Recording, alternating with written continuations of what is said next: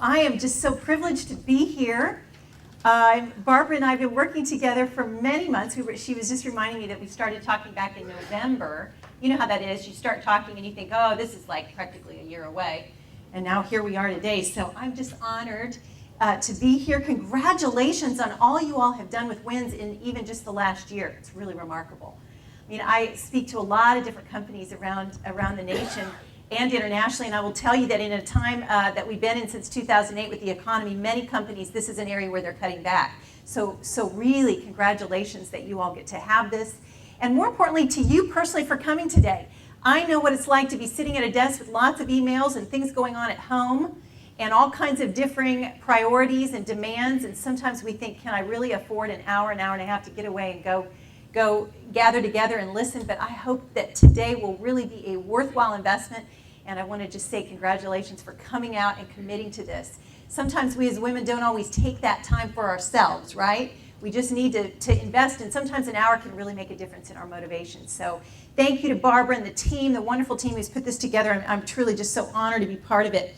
I thought, as I was thinking today about our time together and what I might share, I know some of you read my book, so I certainly don't want to repeat what you've read, but I do want to cover just a few stories and perhaps some lessons from those stories. What I realized in life, if you probably have concluded some of the same things, first of all, is that everyone has a story. In fact, Barbara was sharing with me her story, her journey of her career, and I was just fascinated with it. If we were to just take the microphone around to each of us and get a little snippet of each of your stories, that would be inspiration enough, because each story is a wonderful collection of surprise events and things that we don't know are happening, but that they're really inspiring. The other thing I've learned is that every story has lessons learned. And that's one of the things I tried to put in my book, was not just my stories, but more importantly, lessons that are somewhat universal. I've found as I talk to women and men, but especially women around the world, it's amazing how much in common we really have, and how many of our lessons especially are in common. Lessons that we learn along the way, lessons we wouldn't often choose to learn or choose for ourselves, but that have meaning and purpose really in the end. So what I'd like to do today is I'm going to cover basically 3 lessons that I've learned and share just a few of my own stories. And what we're really going to do, though, at the end is allow time for your questions. So as I'm sharing, if you think of things that you think are personalized to you or that you think other people would enjoy, please make note of those, and we'll come to those at the end as we get there. All right, lesson number 1. That life is full of surprise gifts. You know those gifts that someone might give you and you get it and you think, why did they buy me this gift? Have you ever had one of those? I remember a friend of mine a couple years ago for my birthday gave me a bottle of Clarins facial cleanser. And I remember my first thought was, she's re-gifting this cleanser. Why would she be giving me this cleanser? And turns out I fell in love with it. It became my favorite beauty routine item. And it struck me that is how life is so often. Who of us, when we graduated from college or we began our career, would have imagined that we would be working at this company in this stage of our journey doing this job? Did we even know this company existed or that this job existed? Isn't that true? And we just find ourselves experiencing so many surprise gifts. By the way, I failed to greet our offices that are tuning in across the ocean and those in other parts of the country. So I do want to welcome you all too, and I'm so delighted that you're joining us today and hope to answer some of your questions as well. So let me tell you about one of my surprise gifts. When I got out of college, I was a television major, and I really thought this is how my life was going to go. I was going to go to the university where I went, and it was a Christian university. It really was important to me to marry a guy with the values that I had. Now, I went to this university. There were 4,000 students, 2,000 men, 2,000 women, and I really just felt certain that my husband was on this campus. Now, I wasn't one of those desperate, all I want to do is get married, but I just had this knowledge. I just felt like it was a pretty good thing, for sure thing. 4,000 students, 2,000 men, 2,000 women, that must mean there is one for everyone. So I graduated 4 years later with a television degree, and I had not met my husband yet. I did have all my bridesmaids, so that was a good thing, but I did not have my husband. Meanwhile, my very best friend, Tony, who I met my freshman year from Houston, Texas. Within a year of graduating, she met her husband, David. We're both the same age. We're almost 50 now. And as of this point, she now has 10 children. 10 children, all natural-born children, no twins. So through the years, as I continued to wait for my husband while I started my career, Tony, of course, was being very fruitful and having all these children, and she would call me about every 2 years telling me she was pregnant again. She was always thrilled. She just loves having children, obviously. And I have to be honest with you, I just kept feeling in my personal life that I was falling so far behind. I just couldn't understand, why was this not happening? And then, of course, when you're single a long time and people know you want to be married, they really work hard to try to help you find somebody. And so I was always going out, it seemed like, on blind dates. One day I added it up because I thought, and this was in my late 30s, I kept thinking, I've really been on what feels like a lot of blind dates. I added it up, did sort of an estimate based on how many per year, and realized I'd been on about 65 blind dates. I thought, no wonder I'm burnt out on this. Needless to say, all through my 30s, I still wasn't married. Finally, I did meet my husband when I moved to New York in my early 40s, got married when I was 42. We'd been married about 6.5 years, and he gave me another surprise gift. The gift on our wedding day of 4 teenage boys. So that was a little bit of a shock to my system. As I told Tony, 4 boys and no stretch marks was a really good deal. But it was a surprise package. And all through those years, as I was really wanting my personal life to get in the form and fashion that I thought it would, I discovered that the surprise gift I was being given was this career that I never really planned for. A career that took me back to the university where I graduated for 10 years, all kinds of twists and turns. I talk about it in the book. Seasons of feeling. One of the chapters in my book I titled, I'm Unrecognized, Unrewarded, and Underpaid. Anybody in the room ever felt like they were in one of those seasons? And I don't know, sometimes I just felt like I would always have these mentors that would just emerge out of the woodwork and, recognize that I was talented and push back the barriers and just say, Lynette, you're the perfect person for this promotion. And that all these things would come together. And many of them were just long and very much a tarrying thing. And there were those moments where I would just be surprised that I had this career that I never planned for. And yet I found in it surprise sweetness and gifts that I would not have gone off and bought for myself. So that is one of the lessons that I've learned, is that life is full of surprise gifts. The last chapter, for those of you that read it, I titled it, Different Than What I Thought, Better Than What I Imagined. Because that is really how my life has gone. And I'm so grateful and just so humbled at times that I would get to come out and talk to women like you who we have so much in common and feel like here we are on this journey. What a pleasure that I would get to spend a morning with women like you. But would have never imagined 25 years ago when I started my career that this is what it would look like. So the lesson really and the takeaway from that is that I've just made a determination to do is celebrate every season, because every season has its gifts. Sort of like when we decorate for July 4th or Easter or Christmas or whatever we do in our homes, there's just those things that we do as part of our tradition to really celebrate the season.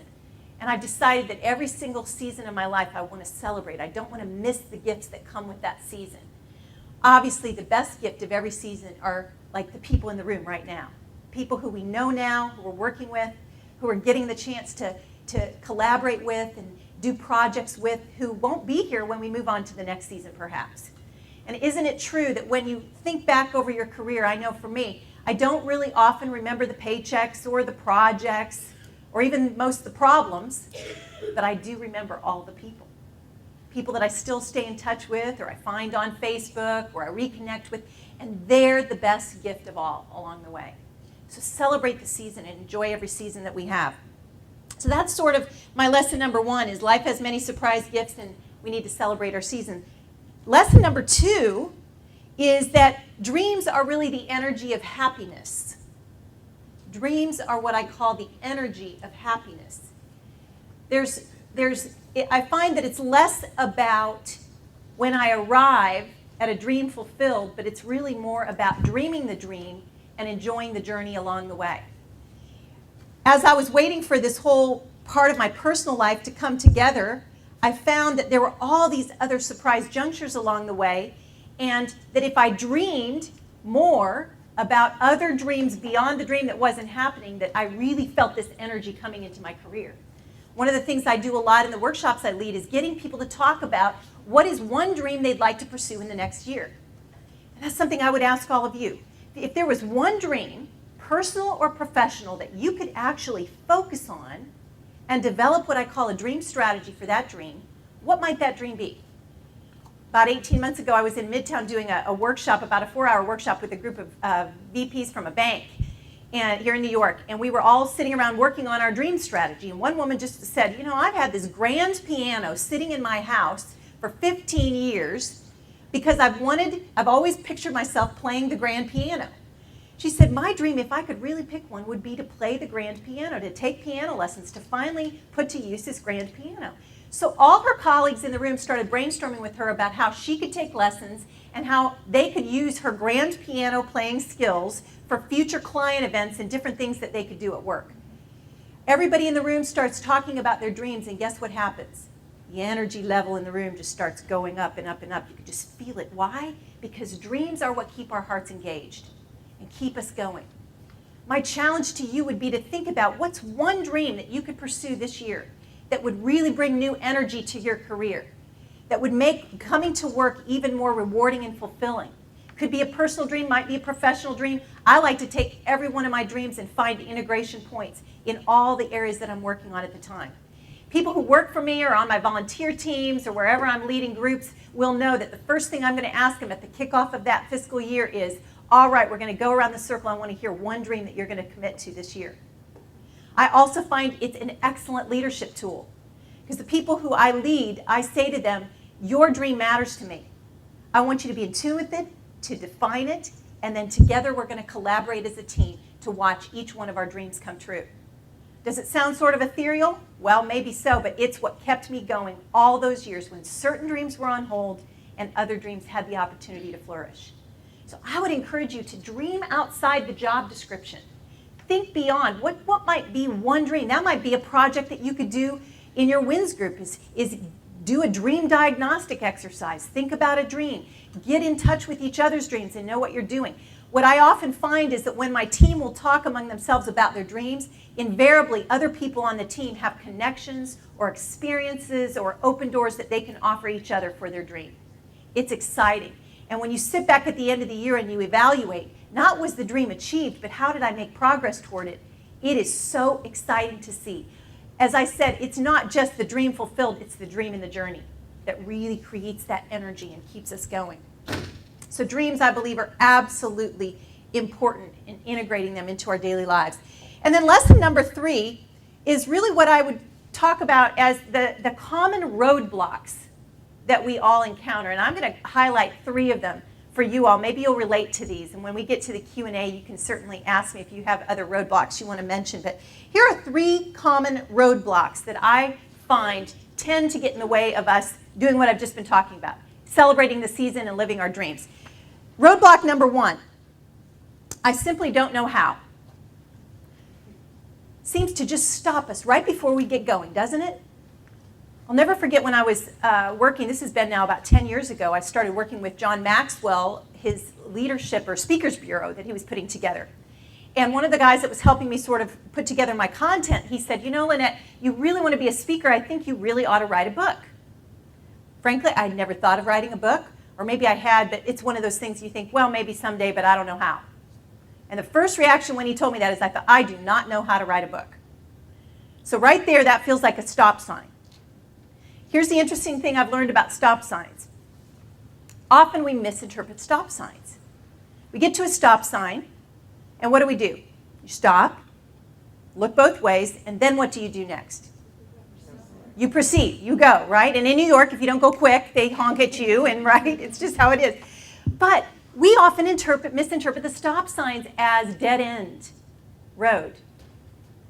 But I'll tell you, if I have an important engagement to go to, when I first met my husband and he was calling me for a dinner, if he would have said, Lynette, meet me after work at this restaurant at this time, I'd love to get together with you. I don't care how many dead-end stop signs I would have found. I would have been making sure I was going to get my way out of those to get where I needed to go, right? Well, I want us to become that relentless for our dreams. No matter what stop sign I encounter, I keep moving forward. So I didn't know how to write a book. And they said, well, you need to get an agent. I didn't know how to get an agent. Didn't know anybody that was an agent. Before long, someone helped me get in touch with an agent. She told me I needed a book proposal. How do I write a book proposal? And how will I ever, more than that, find the time to write a book proposal? Working full-time at Deloitte, just over here in the World Financial Center, no time, no knowledge of how to do it. She said, I know someone that can help you write a book proposal. Paid that woman a little bit of money. She worked with me. We got the book proposal. Now we needed to find a publisher. Did not know how in the world we would find a publisher. Found one within 3 weeks of sending our proposal out. It was an amazing surprise, but they had been looking for the very kind of book that I was putting together, and I always tell people, your dream is the answer to someone else's initiative that they've got in place. And we don't think that of ourselves. We always think our dreams are just so little and they don't mean anything, but if we'll keep moving forward when we don't know how, we get know-how. And before long, we had the publishing deal. Now the publisher says to me, we love your proposal, Lynette. You said you're going to talk to all these executive women. That was in my proposal. You know, I work at Deloitte. I can get all these executive women and interview them. Well, I mean, I was hyping it up a little bit. I figured I could probably do it, but I didn't know who these executive women were going to be. And so we sit down with the publisher and they say, we'd like you to get at least 10 interviews with these executive women. I was so nervous. I remember jogging in the morning thinking, I'm nobody, I'm not an author, nobody's going to know me, these women are going to turn me down, now I'm going to have to go back to the publisher and tell them nobody wants to interview with me. So I just pulled out my networks, didn't know where to start, sent out 20 emails inviting different professional women to participate with my book. Do you know 19 out of the 20 told me they would do it? I was amazed. I find that women love to help women do their dreams. If we're definitive and we know what we need and we use our networks, we get to do our dreams. And I was just amazed. And the most fun part of writing the book was interviewing those 19 women. It was just the most rewarding part. Then the book came out. I got it in my hand. I was so thrilled. And they said, now we got to go market it. And I thought, I don't know how to market. I'm a marketing person. Now what do I do? So my point is that at every juncture, you will stop at a stop sign because you won't know how to proceed. But if we'll just keep moving forward, we get the know-how. So challenge number one is we don't know how. Challenge and common roadblock number two is that we feel unqualified. Do you ever feel unqualified? Just like I was describing, I felt unqualified. I got out there on my book tour. I would do these radio interviews that they were trying to set up for me. I'll never forget, I was on the radio with this radio station in Los Angeles. I was very nervous. It was drive time. And they were going to give me about a 10-minute interview with the DJ. So right before the commercial break, he comes on and he says, I'll never forget it because he went on and on about these credentials, and I don't know where he had gotten them, but they were not mine. I mean, he was like trying to make it sound really big, this ultimate career expert, Lynette Lewis, and she's going to talk about this and that and that. I remember they go to commercial break, and I am just absolutely scared, feel completely unqualified, don't know what I'm going to say. He comes back off the commercial. We dive into the interview, and I just answered how I knew to answer, acted like I was qualified, even though I didn't feel it. After 10 minutes, he goes, Lynette, this has been so dynamic and exciting. Would you mind staying on? We're going to open up the lines and take calls from our listeners. Would you stay on for another 30 minutes? And that experience proved to me that when we don't feel qualified, if we'll just get in the game and act qualified, we're often more qualified than we realize. Do you know what the definition of an expert is? Here's the definition of an expert. Having special skill or knowledge derived from training or experience. That to me, that definition, having special skills or knowledge derived from training or experience, that says to me that every single person in this room and in all the offices that are tuned in right now is an expert. You are an expert. If you're like me, I just rarely feel like an expert. I mean, even before I come out and speak to a group like this, I'll be sitting in my living room going over my notes, and I'll just be thinking, oh, I hope it's good. I hope they like it. I hope I can really help these amazing women who are coming out to hear me. I hope it's a valuable investment of their time. There's always that innate feeling of, am I really qualified? And I find, again, if we will just engage and get out there, I would think to myself sometimes, well, when am I going to feel qualified?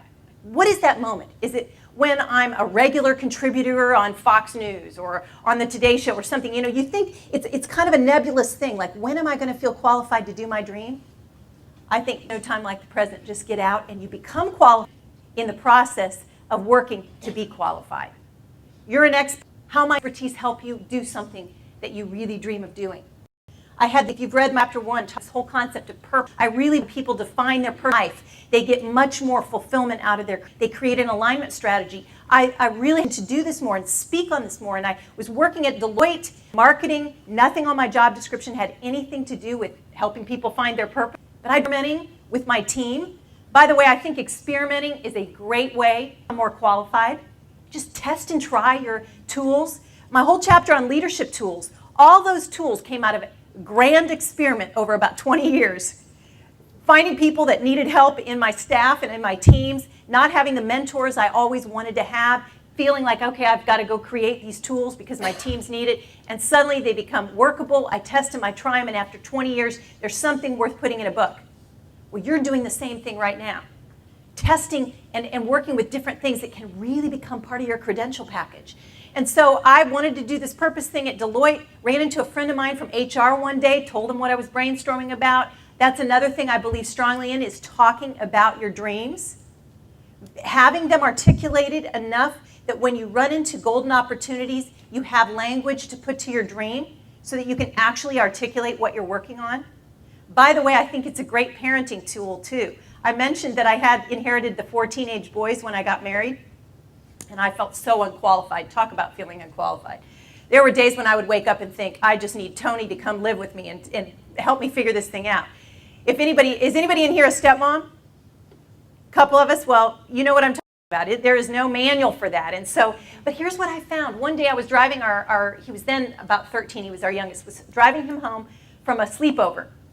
And boys, when they're teenagers, I don't talk a whole lot anyway. I thought it was something about me, but other moms told me they tend to go quiet in the teen years. And but all of a sudden we were driving home and he starts talking. He says, you know, he'd just been with his friends overnight. He said, you know, I look at all my friends and I figure they're just going to grow up to be just like their parents. They're going to all go to the same colleges and just live in Raleigh, North Carolina and do what their parents have done. But he said, but then I look at us 4 boys, and Nathan's living in Scotland, and Christian's going to do an internship city. Jordan wants to go live in Israel, and I want to be a rock star. And he said, and the reason we all want big things is because we see you and Dad doing your dreams. Now, excited. I was trying to, but I wanted to just go, yes, you get it. Reminding our dreams and moving forward and not waiting for permission and taking those stepping out. Because as a leader, we want to follow who understand to their new energy with new fulfillment, and doing our dreams is really what it's all about. So I encourage you, even when you don't feel qualified, do it anyway. And roadblock number 3, and then I'm going to close and we'll move into some questions, is really, and this may be one of the biggest roadblocks that we face, especially as women, is just simply time constraints. I mean, I'll ask people after a 4-hour workshop, now what's going to hold you back from doing your dream? Always the number 1, hand raised.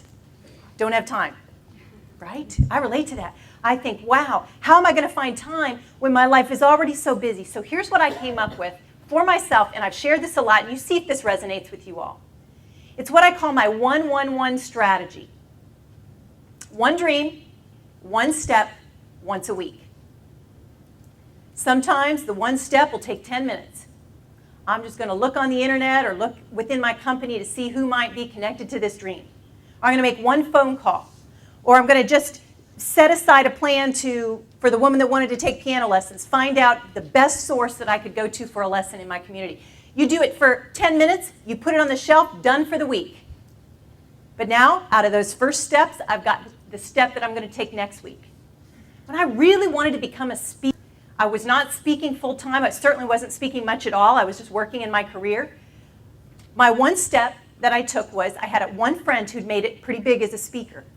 He was founder of a thing called Narrative Television Network. He'd won some Emmys. He spoke full-time. So I wrote him an email one day. This was my first step. And I said, Jim, would you have 15 minutes to talk to me at some point about how I could go from where I am to become more of a full-time speaker? So he wrote back. He said, I've got time in 3 weeks at 7 o'clock in the morning. So I done my 1 step, right? Step number 2, what questions am I going to ask Jim when I get him on the phone? And just all these steps, getting ready. So sure enough, at 8 a.m. we got on the phone. He ended up giving me 30 minutes. I got more content from that 30-minute conversation for 6 to 8 months in motion with that dream. Now, when you take 1 step of your dreams, one step more, and feel like you're in motion. I also say a dream in motion, a vision. So you got your dream in motion, suddenly provision starts coming out of the woodwork. You start meeting people, things open. So one of the partners that wanted to be a speaker, she was in charge of the program at Deloitte. They needed a lunch and learn speaker. She called and said, Lynette, I do more speaking. Could you come to branding workshop? Never spoken on branding. It was a relatively new term. This is about 12 years ago. Spent the week up on the internet, reading everything on personal branding, taking my knowledge from marketing, adding it to what I read, creating some of my own thoughts about it, went in and did this lunch and learn. I mean, for the 4 weeks leading up to it, I was excited. I thought, I'm getting to do a workshop. I felt unqualified. I have nothing to say. What am I going to say? They're going to think I don't know. You know, the dynamic between doing the dream, feeling confident, and not doing the dream because I feel unqualified. But I did the workshop. Not many people came, maybe 5, 6 people. But they loved it. Before long, another group heard I did that workshop, and they asked me to do it in another part of the firm. And then momentum builds as you just put your dream in motion. So Jim Stovall, my friend, became a part of another thing I talk about in the book, which is National Board of Directors. People who are project-oriented in your mind. You don't ask them to officially get on your board, but you organize this board in your mind. You know for every dream there are people you're going to talk to that can engage what you're doing. This helps strategically move. When you do 1-1-1 strategy, at the end of a year, you've taken 52 steps toward your dream. And dreams, motion, vision, become fulfilled. And I find that the people who are doing their dreams are not less busy, they're not talented, they don't have more connections or networks, they certainly don't have more time, they just become very sick of their dream. Encourage you ladies, be strategic. Maybe get a partner who you can talk to. That's your dream, here's me. What one step are you taking? Now come back and talk about the step you took. One of the best things I ever had in my career as I look back, didn't know it would be great when I was doing it, but found through a women's workshop a group of about 5 women. And we got together once a month at each other's offices. We'd spend the hour, and this is all we did over lunch. Here's what I'm working on. Everybody would share, and here's what I need. And everybody else would weigh in based on what they needed. Do you know, at the end of 2 years, we did this consistently for 2 years, every one of us had done some incredible, amazing things just because we had each other to keep us accountable. We need each other. I mean, I could never do my dreams without you and other people in my life helping me get there. So I'm just going to encourage you to think about what season are you in and how can you celebrate it? What are the roadblocks that are holding you back, and how can you become very strategic about just addressing those and moving your dream forward? And never forget that we all need each other to get there. And groups like this, what a gift to be able to come together, talk about it, reflect together, and say, how can my job right now at this company lead me to the things that matter to me while I lead the company to greater success? Milking every moment for really what you care about. So I could go on and on. There are a lot of things that we haven't talked about yet, but I'm going to close and let you all open up for questions. Does that sound good, Barbara? We'll turn it over for some questions, or questions that we may have in some of the other audiences. Thoughts you have, maybe you have a reflection of something I shared that resonates with you, that you want to share a part of your story, feel free. But we'd just love to hear from some people in the audience.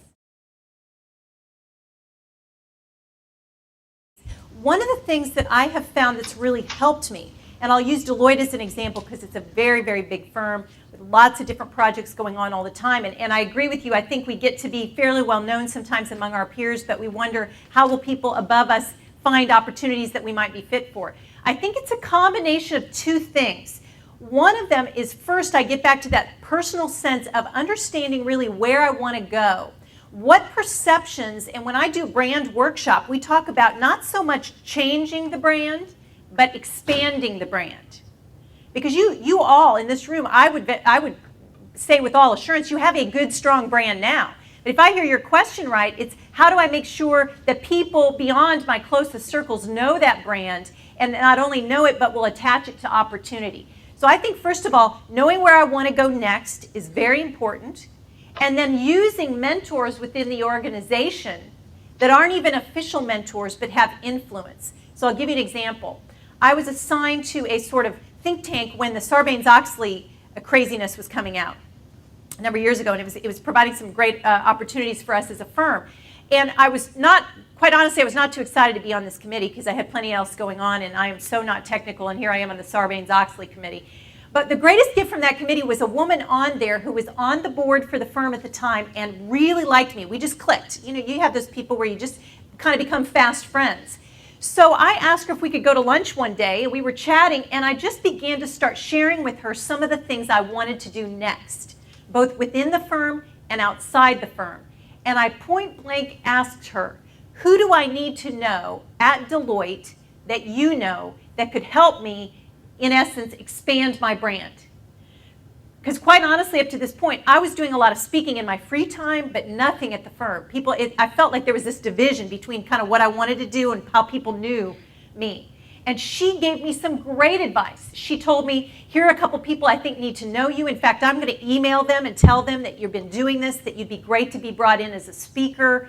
When I started this purpose class that I mentioned, where we went into the firm and experimented with a pilot, she was instrumental in that. I brought her in to speak. I just kind of tried to create connection with one or two people of influence who I felt would be an advocate for me, some of whom remain my advocates even today. I've long since left Deloitte. When I need help in somewhere, I was telling one of the women I'm getting ready to go to Asia, I write those same people at Deloitte and say, hey, do you have a connection that I could leverage over there? And I've done the same for them. So never also underestimate the fact that people above you who you will find that rapport with, you can also be of help to them. She was involved with our women's initiative and had some specific events she wanted to work on, and I said, count me in, I want to help you on that. So it becomes kind of a win-win. I really think you need outside influencers in the process of expanding your brand. It's a great question, and I just say, experiment, try it, and find at least one or two people that you can count on, kind of an internal advisor, if you will, who can help you.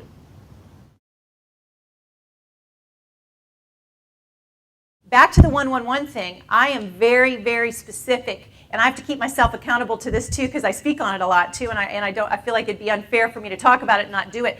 For me, every week I have a very simple to-do list, and I make sure that it's not just tasks at hand, but it's also steps towards the dreams that I have in mind.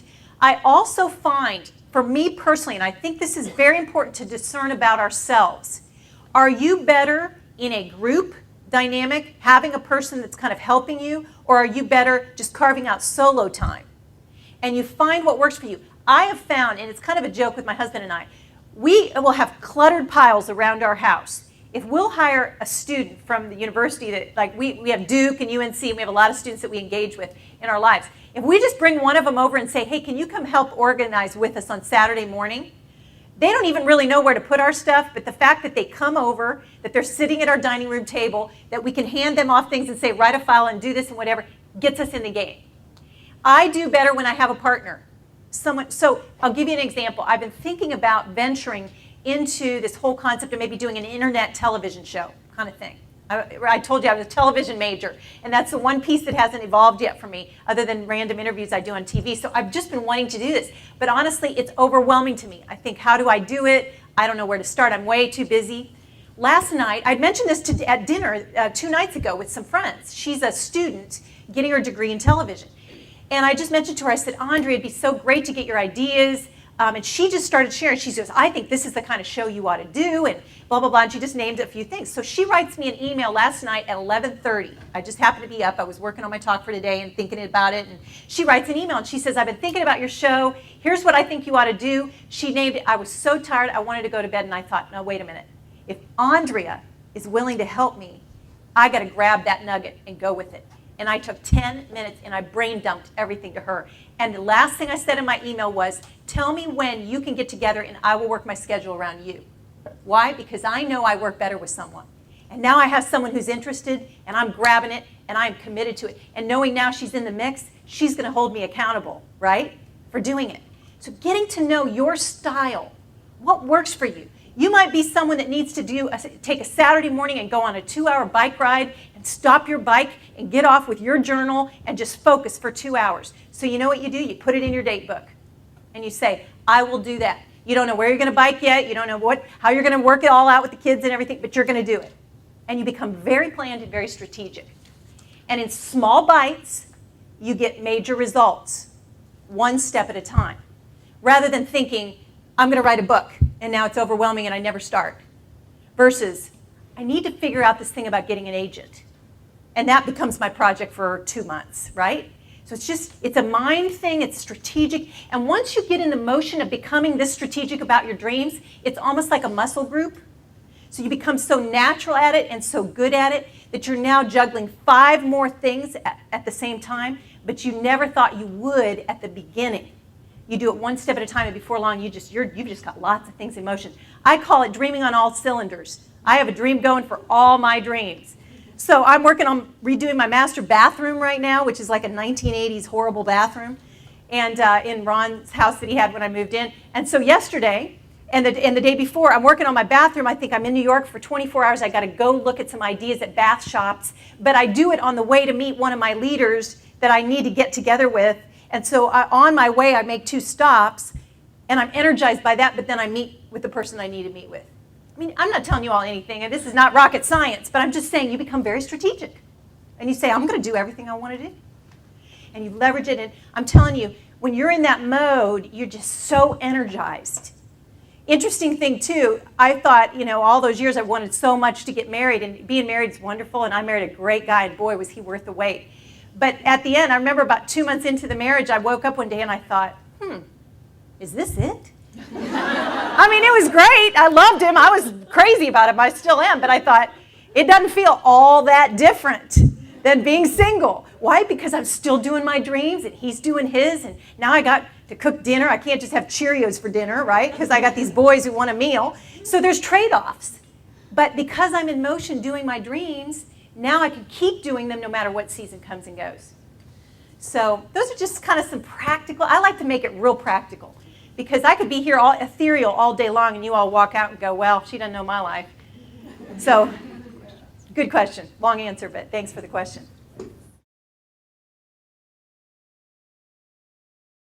When Tony, I mentioned my best friend Tony had all those children. The temptation for us as close friends would have been to kind of go our separate ways because we both had our own lives. But we really made a commitment to engage with each other. And it turns out of her 10 kids, she had 7 boys and 3 girls. Now those boys, I just committed that I was going to be engaged in their lives. And they would spend the night with me and I'd do sleepovers. And little did I know that I was being prepared to be a mom of boys. I believe there's a divine plan in everything. And I was so grateful for that. So it wasn't quite as big of an adjustment. When I worked at the university for 10 years, interestingly also, I would have all these young college students come and sit down in my office and talk to me about their problems and their challenges. And the young guys especially would come in, just like they needed a mom, and they needed someone to talk to. And I would think sometimes, oh, here I am counseling all these other people's children. And, why can't I have my own kids? But here I was getting the gift of preparation just to understand teenage boys. And so what I found in hindsight, I was thinking about when I was thinking about this concept of being an expert. 6 years when I married my husband, I knew nothing about being a stepmom. But now 6 years later, boy, I could talk about some of the things I've learned. And maybe I am a little bit of an expert. And one of the things I've learned is just being yourself is the greatest gift to anybody else. And I walked in, my husband's a pastor of a church, that's where we met, and now I'm kind of the non-traditional pastor's wife. I've had a career, and it just wasn't, and I remember feeling these pressures, like they want me to be this way, and I'm not really that way, and I'm not like having Bible studies and what a lot of pastors' wives do. And my husband said, be you. They're going to respond when they see you being authentic to who you are. And it's the same at the office. If people see you being authentically you, what you're passionate about, what you love, that's what people respond to most. A lot of times people ask me questions about how do you be totally feminine and a woman in a workplace where you work with a lot of men. One of the things I always say is just be authentic, be real. Let your personality come out. Women care more about the personal stuff. I asked guys I worked with at Deloitte, how are your kids doing? Have they found summer internships? Why? Because that's what I care about. And I found it true. And so for me, in hindsight, as I see it, it was an adjustment, but probably not as big as I would have thought it was. Simply because I said, well, here it is, guys. This is what I felt like saying. Here it is, guys. Good, bad, and the ugly. This is what it's coming with. And just offered what I had.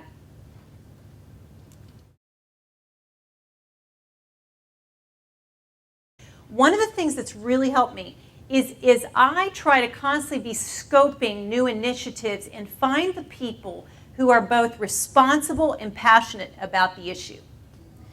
And then go to that person privately through email or conversation and say, if you were to measure success 6 months from now, what might 1 or 2 practical cognitive steps look like? Get them to define success. So, I was involved extensively with the Women's Initiative at Deloitte, and we had all these grand notions of what that was supposed to look like, but I was responsible for a local market, so I would go to the person in the tri-state region and say, how are you going to measure success for WIN in tri-state in New York in this local office before we go to the rest of the country, and just get them to define it, because often they'll have the initiatives without a lot of detail. If I can even just get one detail and align myself with that, then it's less of a stick in my neck out, because I'm really now helping those people responsible to achieve their goals. And what I've found is if you start off with the real cognitive shared goals, your ability to get creative and branch it out to pull in your own dreams happens kind of in stage 2. So the first thing when I was at Deloitte way years ago, I got assigned to be on this committee to put together a major national conference. And this was a huge initiative to bring 3 service groups together and get everybody motivated. And so I sat on this committee for a couple months. And they were talking about, we'll get all the leaders to come in and do these PowerPoint presentations and whatever. And I honestly was sitting there thinking, this is going to be the most boring meeting that we've ever been in. And the whole goal was to motivate everybody, right? So now remember, I'm a television major. So one day I said to them, what if we just organized our whole conference like a big talk show? And when we want these people to speak, what if we did like a Regis and Kelly kind of thing? And we just interview them and we find out interesting things about them, and they share their heart about the practices coming together, but it becomes entertaining because the format's into entertaining. And people were like, now that's interesting. We've never done that before. And I said, well, here's what, and I just started experimenting, brainstorming. We were just a committee thinking about ideas.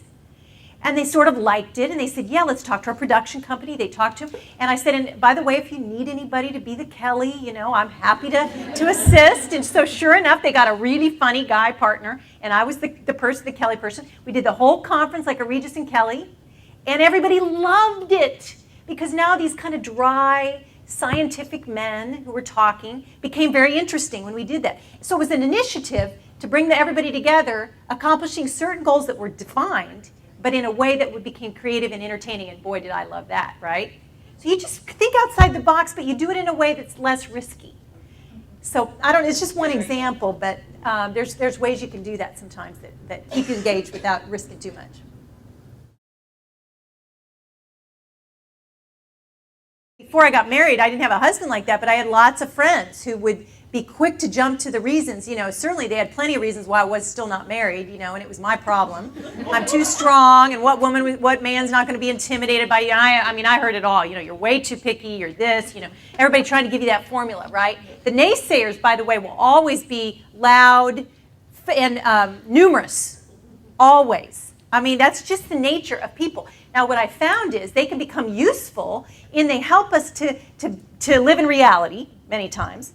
But we have to find those people who will be a cheerleader no matter what. My friend Tony, I didn't care how many times I was crying on the phone to her because I just had a bad date, and when will this ever change, and how am I going to wait, and I'm 32, and this must surely be my year. I know this is my year. Tony was the faithful cheerleader, so I had her. My mom was like that. Then I have my dad. My dad is the pragmatist. Oh my, I don't know if you should move to New York. You don't know anybody, whatever it is. People will be, but I just learned to balance it out. I found, however, that I needed my cheerleaders in the beginning of a dream more than I needed my pragmatist. And as long as I have that group, you know how it is, right? We all have friends. Depending on what we need from in the moment, we call certain people, right? Because we know they're either going to not tell us what to do, they're just going to comfort us. Or they're going to really push our rearing gear. Now, come on, Lynette, you know that's a bad excuse. Get out. We all have those friends that we talk to. And the same is true when it comes down to personal and professional dreams. We have to surround. That's why I like the personal board of directors idea. All these people, when I was doing my personal board on my finance committee to get my dream of being a speaker in motion, my dad was, in my mind, the chair of that committee. Why? Because I want the pragmatist on that committee. Because the last thing I needed to be doing is risking my financial future by trying to do my dream. So we need those people, but we can't just let their voices be the only voices we're hearing. And I just try to incorporate all of them. And when I put a team together, you're going to have the mix of all those personalities on the team. And the key as a leader is making sure that they're all positioned to be heard, but not any one voice being the dominant voice. Because that's when it shuts us down. Because in our own minds, when we're doing a dream, we're very pragmatic already. I mean, most of us, even if we have the dream, our problem is not being practical enough. That's our problem is we're already being so practical that we're not willing to step out. So at the beginning, I need the cheerleaders. Later, I want all you pragmatists to come around and talk to me about how I can really stabilize this thing. So I don't know if that's helpful. It's sometimes harder when they're our spouse or someone that has seeming a bigger vote in the mix, right? But still, get those other people and they'll help you navigate.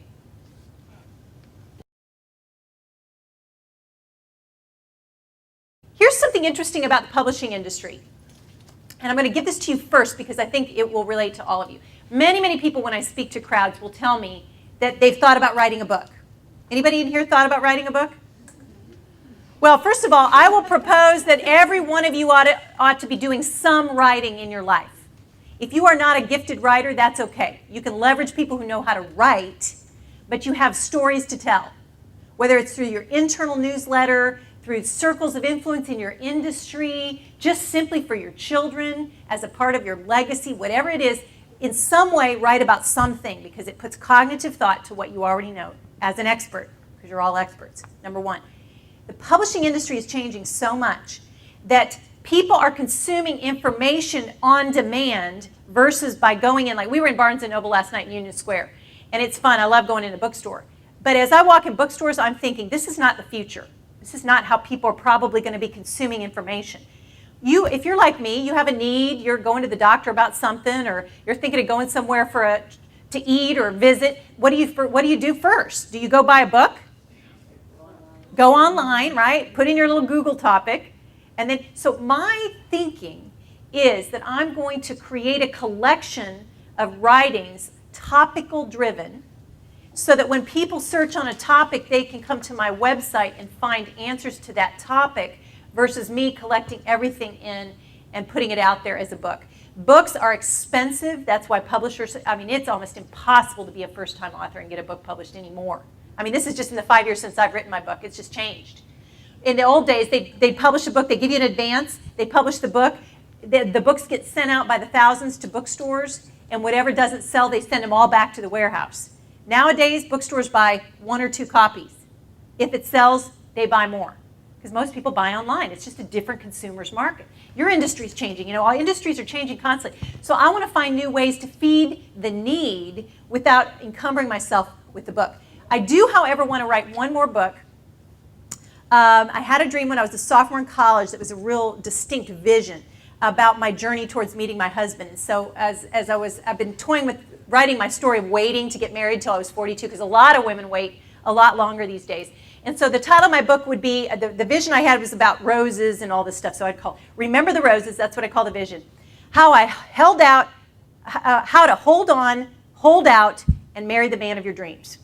Just maybe a little book, tiny little gift book that I could take when I speak, and people who have women that they know in their lives that are waiting could share it with them. I might do something like that, but probably even self-publish it, make it cheap, affordable, just to get it out there. The reason I wrote my book and the reason I'd write another one is just because I love getting with women like you all. And I like helping people and feeling like my story can maybe make a difference versus this notion somehow of being an author. It's still strange for me at times because I just love to give information that helps. And you all have so much to tell. Put your stories out there. People want to read them.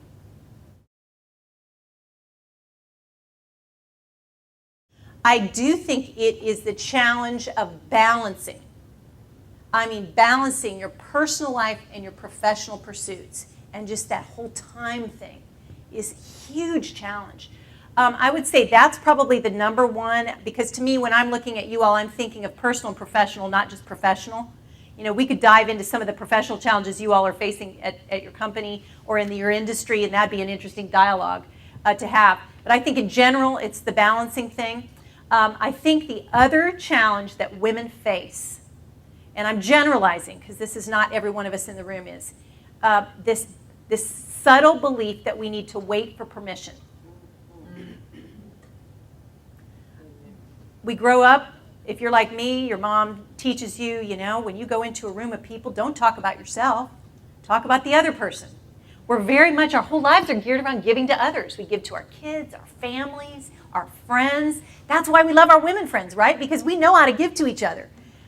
If you're ever in a group of men, I study this. I'm a big runner, and I run a lot in Central Park and other places. And I love to listen in and eavesdrop on conversations as I'm running. And there's a very distinct difference between the men and the women. Typically, and again, I'm generalizing, the women are talking about each other and their lives, and they're getting excited and whatever, and the men are talking about themselves. Not bad. It's not bad to talk about yourself. I mean, with your guy friends, you can do that. But men are very self-focused. They're constantly thinking about making their next move.